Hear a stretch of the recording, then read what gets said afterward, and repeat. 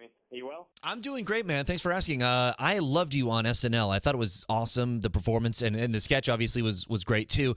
Did you get to hit up the world famous SNL after party? We did go there for like an hour or so. Sort of, I don't know, had some sangria and pretty much had to leave right away. Yeah, well, it sounds like you behaved yourself. I know you had Coachella the next day, so you probably didn't have any choice. Okay, let's talk about YouTube for a second. As of right now, Gotye, somebody that I used to know has, drum roll please, 167,976,664 views. What does it mean? What does it mean? I don't know what it means. It means that like you basically have as many views as like a cat on a skateboard or like Yeah, that's right. You know what I mean?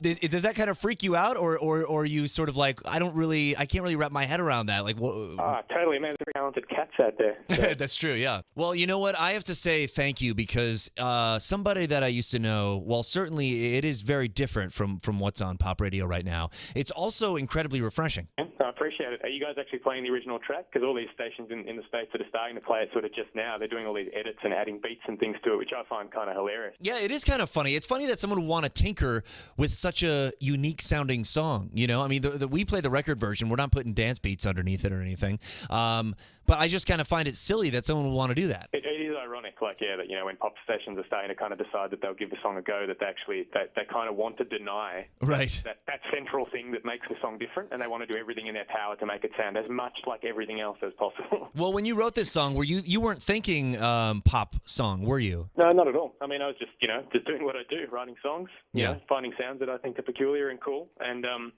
I thought the song, obviously I sort of spent 6 months waiting to eventually find Kimbra to really make the female vocal part awesome, and there were times when I kind of thought, is this too long to wait for one song to get finished? But obviously, I thought there was a spark to the song that was worth waiting for. Yeah, that's such a nice little surprise in the song when Kimbra comes in. How did you find her? How did you choose her? We met about 5 years ago when she moved to Melbourne from her little hometown in New Zealand. Mm-hmm. She was covering one of my older songs, and I went to see a small gig she was doing in Melbourne at a little club, and we sort of stayed in touch.